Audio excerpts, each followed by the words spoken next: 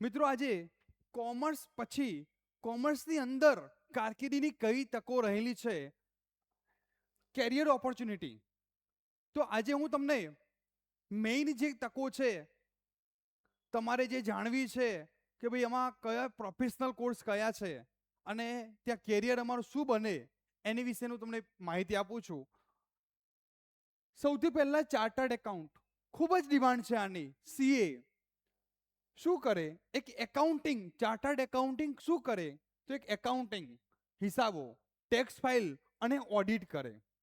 Chartered accounting high respect, high income. ખાસ વાત છે. શું વાત? તો એની અંદર હાઈ રિસ્પેક્ટ. ભાઈ ચાર્ટર્ડ એકાઉન્ટ સીએ છે એમ હાઈ ઇન્કમ હોય અને ઇન્ડિયામાં ટોપ પ્રોફેશનલ કોર્સ છે કોમર્સની અંદર. Number 1 chartered accountant. ત્યાર પછી second company secretary, CS. Company law work, legal compliance અને બોર્ડ મીટિંગ હેન્ડલ કરે. કે જે એક સેક્રેટરી છે, જે કંપનીનો સેક્રેટરી, તો એની અંદર સુટેબલ ક્યાં છે?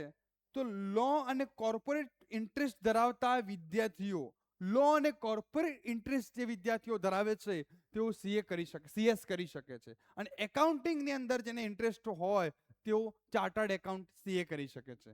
ત્યાર પછી આ સિવાય MBA, master of business administrative. શું?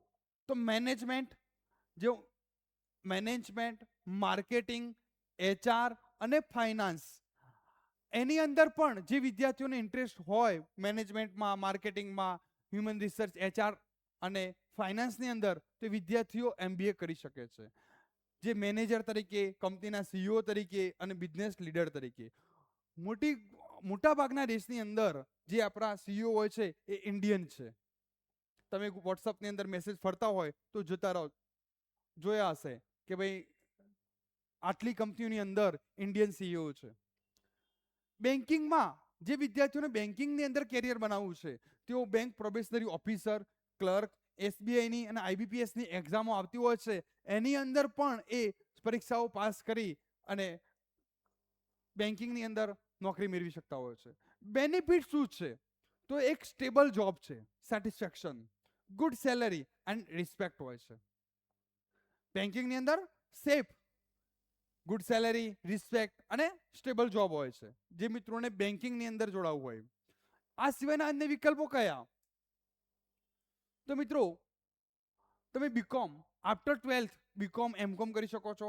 ત્યારબાદ તમે ટીચર લાઈફમાં જવું હોય, એમકોમ પછી પ્રોફેસર લાઈફમાં જવું હોય તો તમે જીસેટ પરીક્ષા, નેટની, યુજીસી નેટની એક્ઝામ આપી શકો છો. પ્રોફેસર પીએચડી કરી શકો છો આફ્ટર એમકોમ, અથવા પરીક્ષા બીએડની પરીક્ષા આપીને, ટેટ પરીક્ષા આપીને તમે ટીચર પણ બની શકો છો.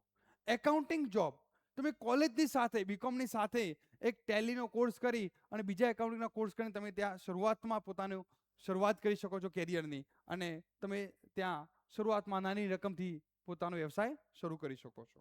જીએસટી પાર્ટિસિપેશન, તમારે જીએસટી ફાઇલ કરવી હોય, સ્ટોક માર્કેટ, ઇન્વેસ્ટમેન્ટમાં તમને ઇન્ટરેસ્ટ હોય, શેર બજારની અંદર ઇન્વેસ્ટમેન્ટમાં તમને, અને ગવર્મેન્ટ જોબ, સરકારી નોકરીઓ પણ તમે આની અંદર કરી શકો છો. વિદ્યાર્થીઓ માટે માર્ગદર્શન, તો ખાસ તમારે શું પસંદ કરવું?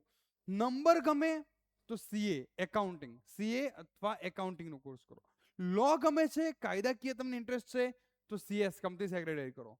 લીડરશિપ ગમે છે તો એમબીએ, અને સિક્યોર જોબ જોઈએ છે તો બેન્કિંગમાં, ગવર્મેન્ટ જોબ, સરકારી નોકરીઓ તમે કરી શકો છો. તો મિત્રો આ તમે કોમર્સની અંદર આ મેં તમને બેઝિક તમને માહિતી આપી છે.